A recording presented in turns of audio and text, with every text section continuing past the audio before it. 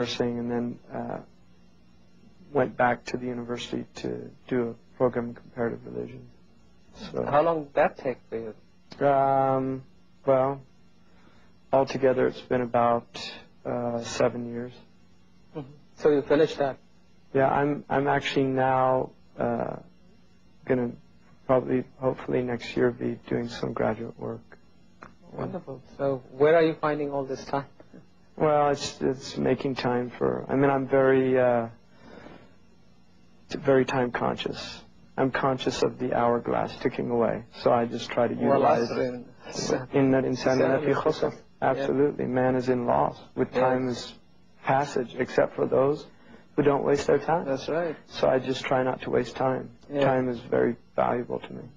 What what sort of relationship now have you got with your parents? Is that all? Oh, wonderful. Really? Absolutely. So both my parents have a great. My sister became Muslim. All of my family now has a very good idea of what Islam is, and I've done it, I think, hopefully in a way that, I'm not condemning them or just I think they all have an idea of what my life's about, and I think all of them, they're very impressed with, it's quite difficult to have successful marriage in this modern 20th century, late part of it in California. Yeah. And, alhamdulillah, my children are, thanks God, they're very all healthy. Their grandparents and all of that. So I think, generally they're very pleased. Yeah. Well, that's nice. Now, coming back to Islam and, of course, its impact on your own life, which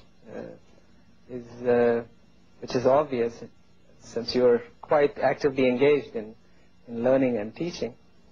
And now, what difficulties do Muslims have in presenting Islam to the West in a proper way? Because we talked earlier on about how Islam is perceived. We didn't talk about our own role or our own responsibility of how we have either failed or succeeded.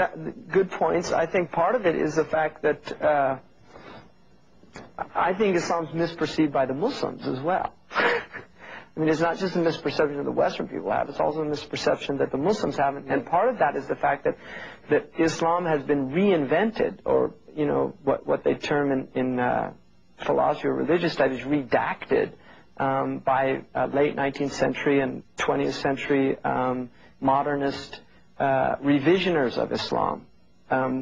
People have been called the reformers, some people call them the deformers.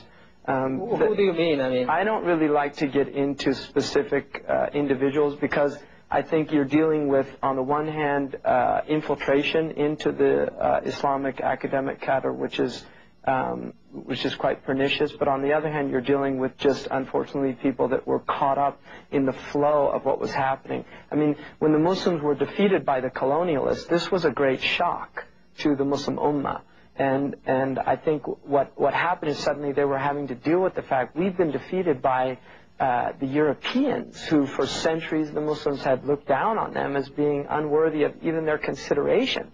And you can see some of the letters that were written by Muslim rulers, unfortunately, to the Europeans, really with disdain and loathing. And so, I think that one of the things that God does is He cures people with the thing that with the medicine that they need to be cured, and the medicine of arrogance and pride.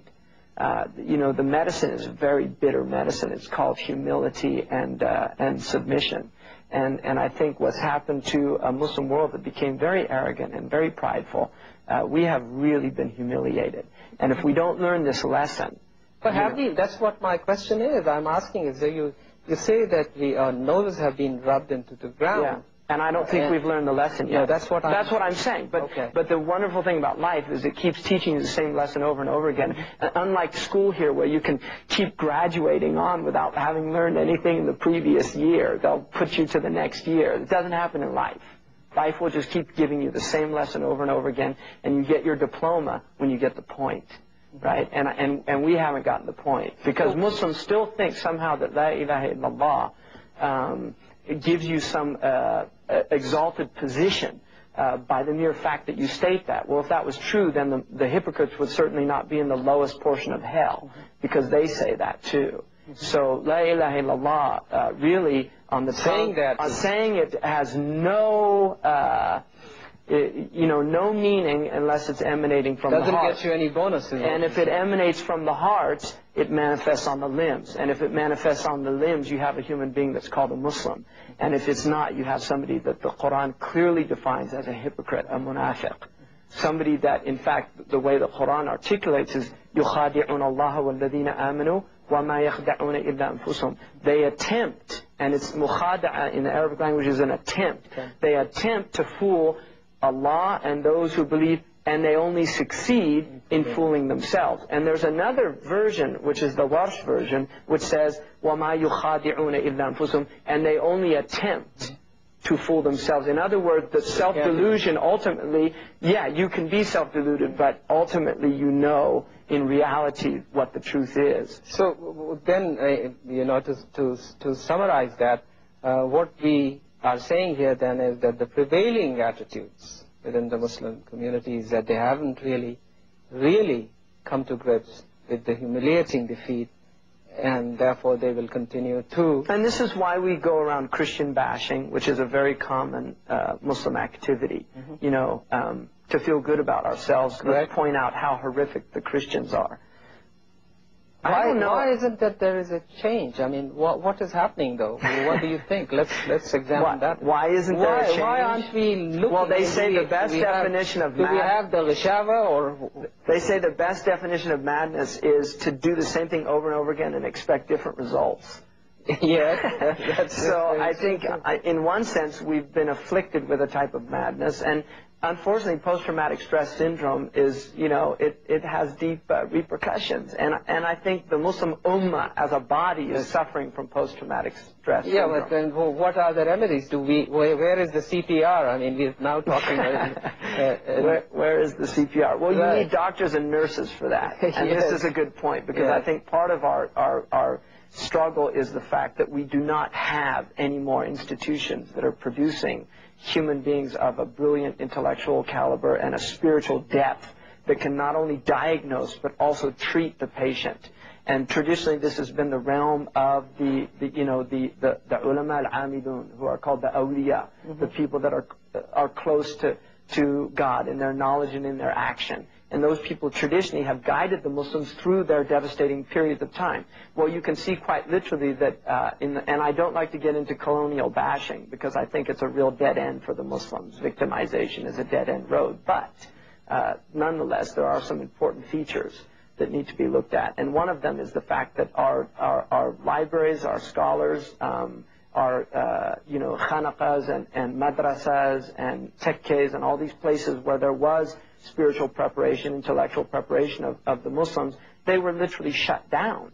And not only that, but the governments that were created, and Social Reform in Syria is a good book to look at, talks about this. The governments that were created by the colonialists, and this is the fifth column, which ultimately I've never seen historically, and historians would obviously verify this or negate it, but I personally have not seen historically where there was a conquering of a people without that fifth column element. And this is why the Quran says, هُمُ الْعَدُوُّ فَاحْذَرْهُمْ قَاتِلْهُمُ اللَّهُ, that the hypocrites, they are the true enemy, and may Allah destroy them. Because these are the people that have been complicit with the colonial enterprise and the neo-colonial, and we can almost say, why say neo-colonial? Because as far as I'm concerned, colonialism's never ended.